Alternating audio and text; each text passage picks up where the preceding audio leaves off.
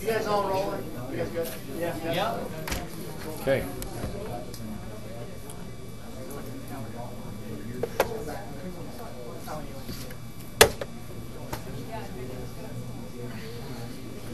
You guys ready?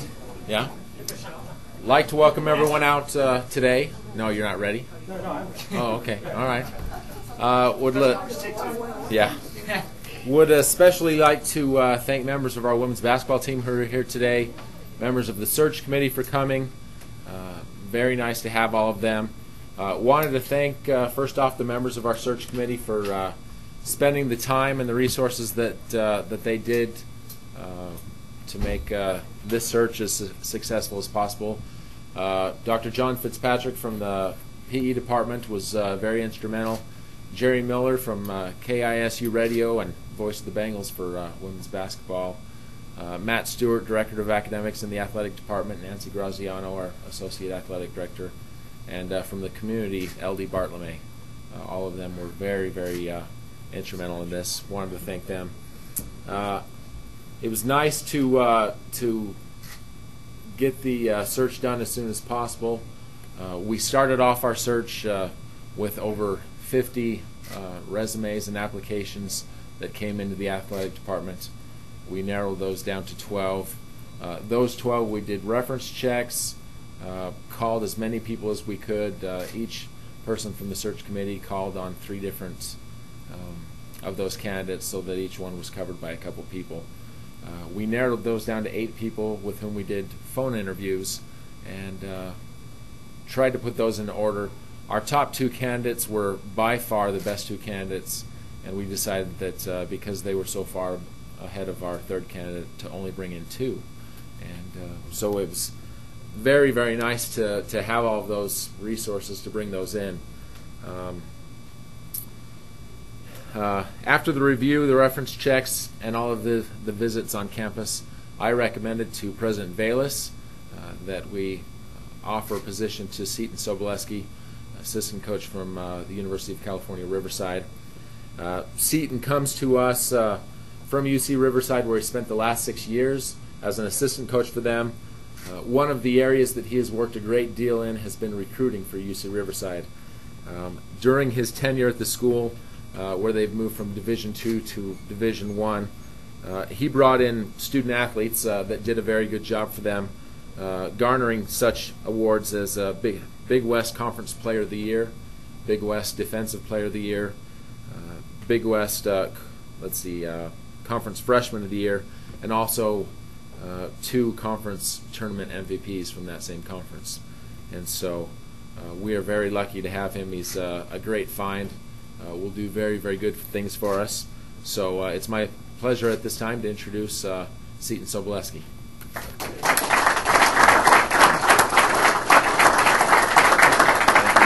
Now, before I let him speak too much, though, we've got to start him off with Idaho State apparel. I tried to get the tie started, but You don't have Jeff still? yeah. Got to have an orange shirt. Wow, that's sharp. You got to Thank have an you. orange shirt. I'll have something to wear when I get out here. We've got another black one for you, Nice, nice, nice. and you've got to have a hat. So Absolutely. there you go. Well, thank you very much. Yeah. I appreciate it. Seton had a tough time when he first came because on his trip to campus, he lost his baggage. His flight actually got canceled right out of Southern California. Right. Equipment Through his failure. genius, he got himself another flight. Instead of coming into Pocatello at 6 p.m., he got into Idaho Falls at about 11:30 p.m. Right. Didn't have any luggage, so I let him borrow one of my orange ties, and It's a lucky orange. it tie. looked very, It very looked- good. He It looked yanked very it right good. out of the trunk of his car, and you He was know. in there just in case. I was, you know. yeah. It just worked out perfect. And that night I was shopping at Walmart at 1:30 in the morning, trying to find a dress shirt, and because I didn't have any of my clothes or anything. I had my luckily I had my suits with me. I carried on, but anyways, I'm very fortunate to have this opportunity to represent such a fine university. You know, I've just heard great things before coming up here. I did my homework.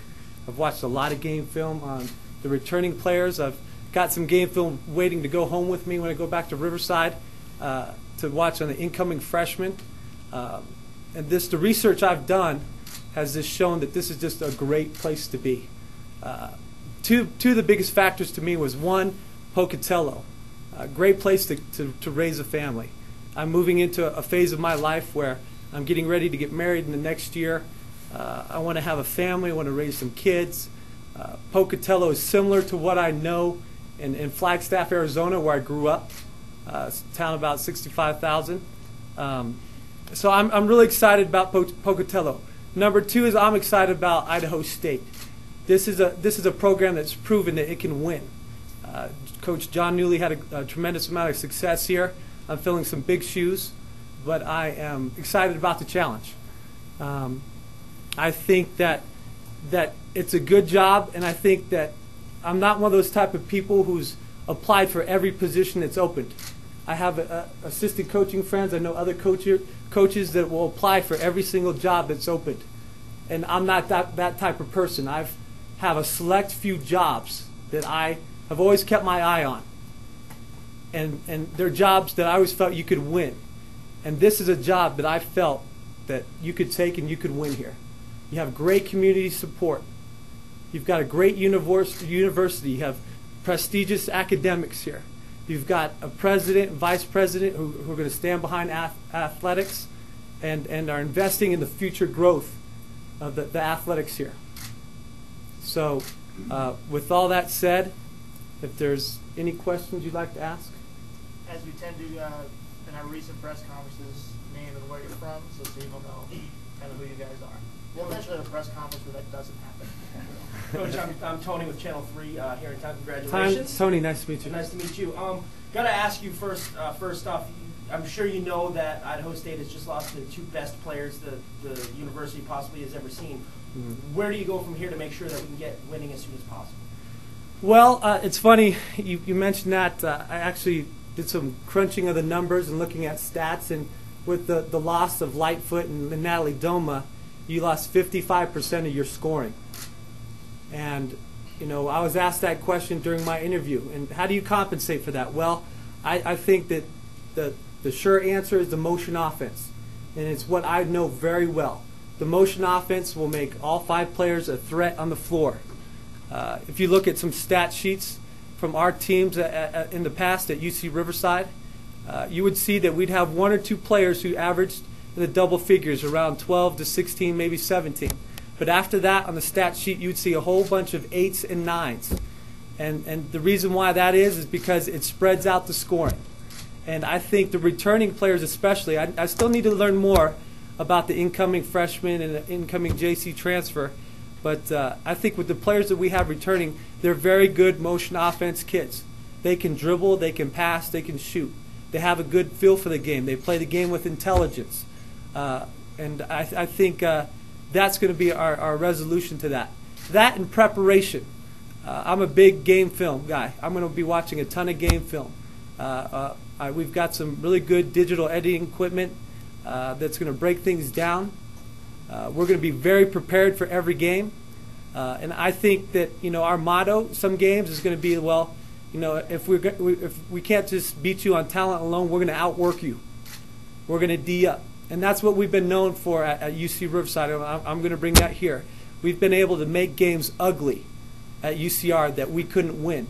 We'd win 74-75 and just make the game really ugly, but we'd find a way to get it done.